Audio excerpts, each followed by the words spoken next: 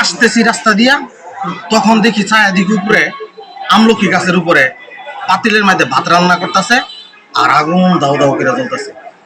মাছ টাছ ফালাইয়া উঠে দিলাম দৌড়। আইরে কি দৌড় আমার, বুঝছেন? আপনাদের কাছে আজকে একটা ছোট্ট একটা গল্প নিয়ে আসলাম আমার বাস্তব জীবনের, যা ভয়ঙ্কর এবং অভিজ্ঞতা সম্পন্ন গল্প। আশা করি আপনারা সকলেই ভিডিওটা দেখবেন, গল্পটা শুনবেন এবং গঠনমূলক কমেন্ট রাখবেন। তো যাক, শুরু করি গল্পটা। আমার বয়স আনুমানিক ওই সময়ে 8 থেকে 10 বছর।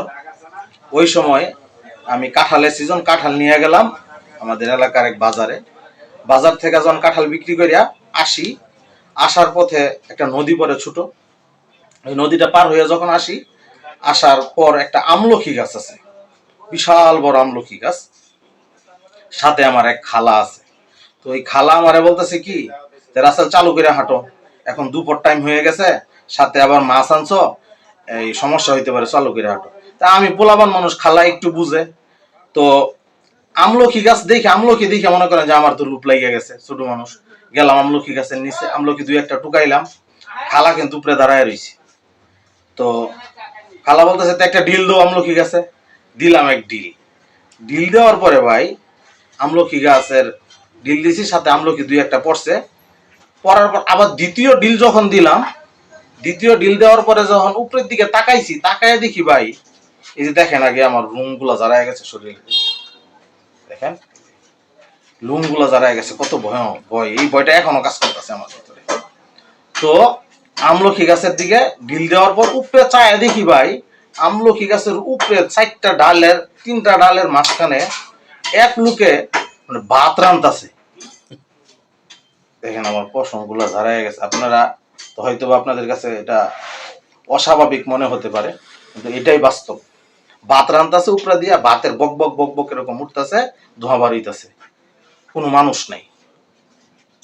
অবাক হয়ে গেলাম। আমার তো দেখা ভাই ভিতরে এমন ভয় ঢুকছে, কে আর আমলকি নিমু, উইটা দিলাম দৌড়। খালার দিকে তাকাইলাম, খালার দিকে তাকাইছি, পরে খালা তো মানে হেতো আর দেখে নাই। আমি বললাম খালা উপরে দেওয়া কেরা ভাত রান্না করতেছে। আমার রুম গুলা কিন্তু জারায় গেছে ভাই, যে দেখেন। তো তখন দৌড় বাইরে বাড়িতে আসলাম। এই জায়গা থেকে দৌড় দিছি, মাছ টাছ ফালায় এত এই দৌড় আইসি বাড়িতে আইসি বাড়িতে আমার জ্বর। এই জ্বর আর ভালোই না। পরে বাবা এক কবিরাজের কাছে নিয়ে গেল। কবিরাজে বললো যে তারে আমার নেওয়ার পরে জারা টারা দিয়া আপনার ভালো করলো, তারপর আস্তে সুস্থ হইলাম। এরকম বহুত ঘটনা আমার কাছে আছে। তারপর এইটা গেল এক ঘটনা। এর পরের দিন ওই কাঁঠালের সিজন তো, প্রচন্ড পানি, ওই সময় একটু পানি হইতো, বৃষ্টি বাদল হইতো। আমাদের বাড়িটার পিছনেই আপনার পানি আসছে। তো আমি গেছি মাছ মারার জন্য। মাছ টাছ মাইরা যখন আসার পরে তো ভাই এই মাছ, অনেকগুলা মাছ পাইছি। আসতাছি মাছ মাইরা নিয়া।